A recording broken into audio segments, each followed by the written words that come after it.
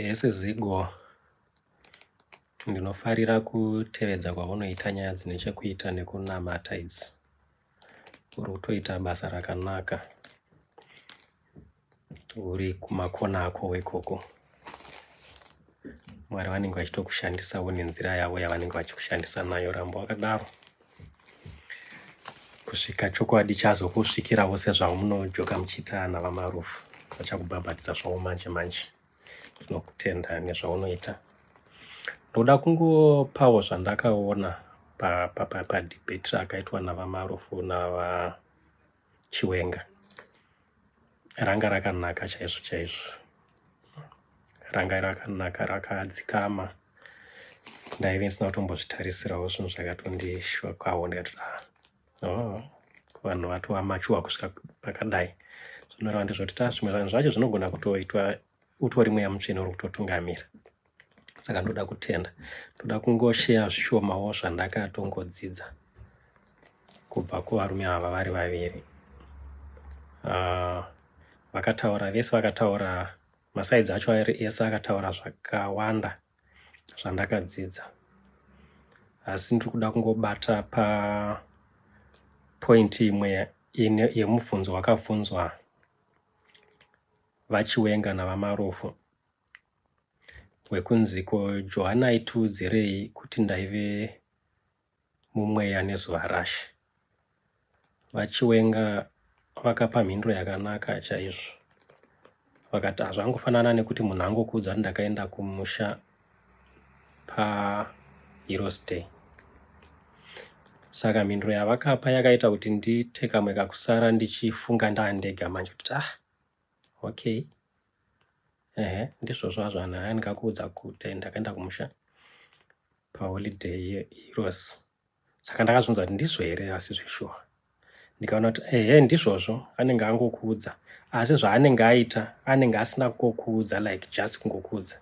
Zvaanenge achida kuti unyatsoziva ndezvekuti aiwa, I took the advantage of Heroes holiday kuenda kumusha. Ndo panenge paine nyaya hombe. Nekuti kumusha ndekwake anosingokuinda mamwe mazuva isiri Heroes asingambokuudzi. Chaari kungozokuudzira apa ndechekuti I took the advantage of Heroes holiday kuenda kumusha. Saka ndo panenge patori nenyaya yacho yeadvantage yaakatora. Saka ndakachizvidzosa kunyaya dzekunamata like pazvaitaurwa naJohani kuti ane zvaaitotaura kwatiri. Aisangotaura chete zvingori general. Saka iwe unofanira kungozviramba uchingozvibvunza pfungwa dzako kutoti okay, pane zvazviri kureva. Zvangofanana nekuti vana Paul kunyange naivo Jesu yaingori tsika yavo yekuunganirwa nevanhu nekunamata vaiunganirwa kakatowanda katisina kuunzwa kuti anga ari mazuva api. But pavanozounganirwa wave musi weSabata zvinomenshenwa. Saka unofanira kuzvibvunza kuti sei zvamenshenwa. Mamwe mazuva vanongounganirwa hatimboudzwi kunzi musi wechingani.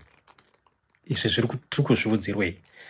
Zvaunofanira kungosara zviri mupfungwa mako ndezvekuti saka pane nyaya pazvinenge zvichitaurwa zvinhu zvakadaro. Kunyange usati waziva kuti nyaya yacho ndeyei, uye ngoziva kuti aiwa pane nyaya chete. Pakungoudzwa kandaita ikoko pane nyaya.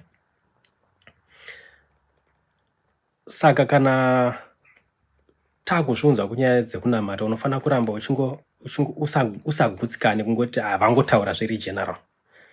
Tsvakisisa kutoti zviri kufamba sei. Uyezve pane chinhu chakaburiswa pachena zvekare navachiwenga vabvunzwa mubvunzo iwoyo. Vakaburisa pachena kutoti uyu musi wainzi ndanga ndiri mumweya naJohani waitovawo musi weSabata zveshuwa. Vakapa jekesa ipapo nekuti ndo imwe pfungwa yainetsa vakawanda kutoti iri riri kunzi zuva rashe izuva reSunday here, izuva reSaturday here. Vachiwenga vakapa jekesa kutoti aiwa ranga riri zuva reSabata, but hazvina basa, ndo zvavakazotaurawo. But asi kuti ari zuva reSabata havana kupokana nawo ipapo. Ofuchi zvakabva zvaita kakundivhurawo kutoti okay, saka zvakanaka zvakadaro. Saka zvazvinotibatsira ndezvekutoti iwewo unofanira kuchizozviudza wega manje, because yava risk analysis inozoitwa nemunhu as an individual. Kutoti saka zvazviri kureva ndizvototi uyu mutemo weSabata kuuchengeta, ngatimboti hauna basa, hachisi chitema. Kuuchengeta usina basa hachisi chitema, but otena makwenzi omboti ngatimboti uchine basa, sezvaitaurwa navaMarufu, chinobva chachiita chitema kusauchengeta. Saka iwewe semunhu asiri kuda kutora machances, unobva wazvibvunza kuti ngatimboti pane zvataurwa nevarume vari vaviri ava, vaMarufu vari correct, vachiwenga is something to lose. Ngatichimboti vachiwenga vari correct, vaMarufu yes nothing to lose. Chiri kungoitwa navaMarufu vari kungochengeta mitemo yakawanda ipo pachidiwa mishoma, of which kuchengeta mitemo yacho yakawanda hachisi chitema, sezvakajekeswa navachiwenga, because vakataura kuti aiwa hazvina basa, whether wachengeta weMonday, Tuesday, hazvina kana basa. Saka vakabusa pachina kuti hachisi chitema. Saka iwo semunhu akangwara asiri kuda kutora machances, maonero angu zvinenge zvakangwara kuti ungochengeta, nekuti hapana paunombosvika kudenga wobva wachizonzi you are overqualified for heaven.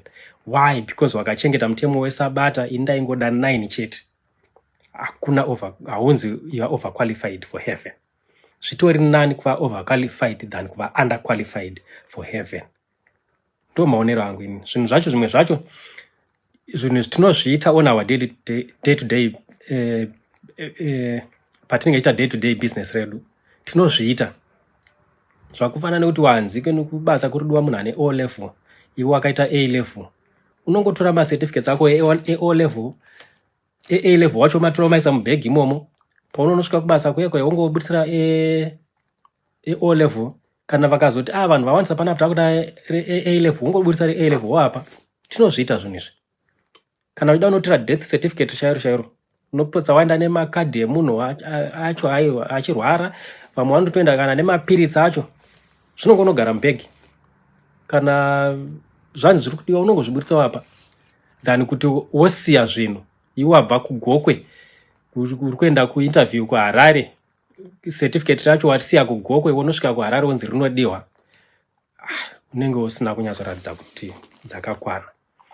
Saka I think zvinoda kuti tifungisise, nekuti zvinhu zvekudenga hazvida kumboomesesa zvinofungwa nevamwe nezvinotaurwa nevamwe.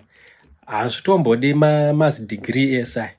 Aiwa, zvinhu zvacho zvakatowanda zvese zvinotongoda common sense, nekuti tinozviita on our day to day basis, kutoti hazvina kana pakambooma, tinongozviita, tinongorarama tichizviita tisingatori machances. Zvazvisondika munhu akatonzi namukoma wake vari kuSouth Africa, huya kunoku